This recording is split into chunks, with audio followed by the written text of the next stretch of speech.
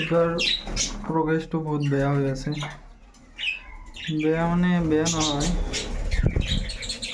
ডিম বাচ্চা ঠিকই করে আছে, কিন্তু কলমের ভিতরে একটা অসুবিধা আছে। এটা হাড়ির কারণে মারপিট করে ডিম বাচ্চাগুলা নষ্ট করে আছে। তারপরে 2-3 জন কেজত রাখি প্রোগ্রেস ব্রিডিং করবা লাগবো, নাহলে বিরাট মারপিট করে। ডিম বাচ্চা বহুত কেটে নষ্ট করেছে। এই কেটে হারে ডিম বাচ্চা আছে, সব ডিম কেটে বেয়া করছে। বাচ্চা আছে, বাচ্চা কেটে মারছে সব। ব্রিডিং বসতে প্রোগ্রেসটা কেমন বেয়া হয়েছে। এতে 5টা কনি আছে, এতে খালি এতেও খালি এতেও খালি এতে 5টা কনি আছে, একটা বাচ্চা উঠছে, আরো 4টা কনি আছে। এটা উঠতে লাগে, ফাটাইল আছে। আর এখানে 4টা না 5টা কনি আছে, ভাঙি দিলাইছে মারপিট করে। এরে বাচ্চা দুটো ডাঙর হয়েছে, মাটকিটাও বেয়া হয়েছে, সাফ করে দিবা লাগবে। এটা ব্রিডিং আরম্ভ হবো। কালারটা কেমন দুনিয়া বাচ্চাটার।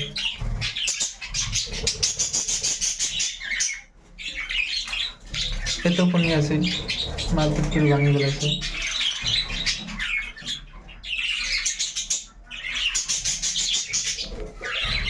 এতেও কোনি আছে, মারপিট করে ভাঙি দিলাইছে।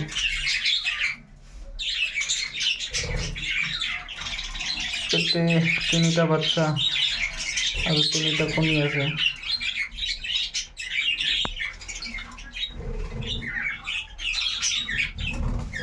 আর 3টা উঠা লাগে। এবারে ব্রিডিংটা বহুত লস হয়ে গেল। মোর নিজেরে ভুল, মাটকি কম হয়ে গেছে।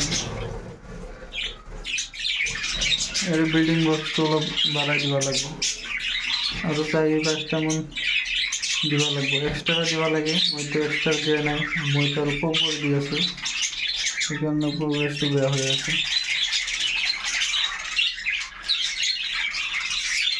সব কটা ডিম বাচ্চা কারণে যদি ব্রিডিং পেয়ার, ফুল ব্রিডিং পেয়ার, রানিং পেয়ার।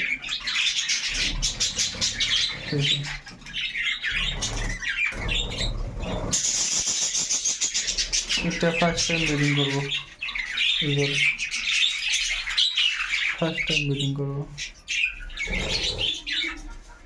একটু মাটকে সিলেক্ট করে দিচ্ছি।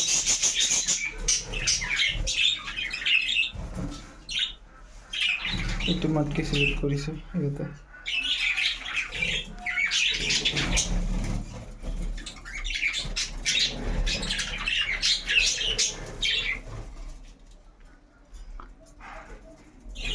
এত ব্রিডিংয়ের কারণে ওষুধ খাওয়াব লাগে। অস্ট্রোবেট ক্যালসিয়ামের কারণে ভালো, আর ওইটা হল বিমারি।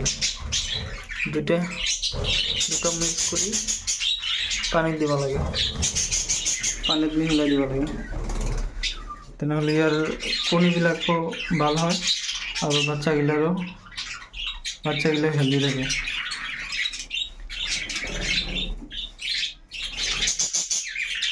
দুটা দিলে পাখির হেলথ ভালো থাকে, ক্যালসিয়ামের অভাব না হয়। এই দুটো যেতিয়া ব্রিডিং সিজন আহে দিব লাগে। আৰু ঘৰুৱা পদ্ধতি আছে ভিটামিন ক্যালসিয়াম দিয়াৰ কাৰণে, সেইটো মই দিয়া নাই, মই ঔষধটো কিনি আনিছোঁ।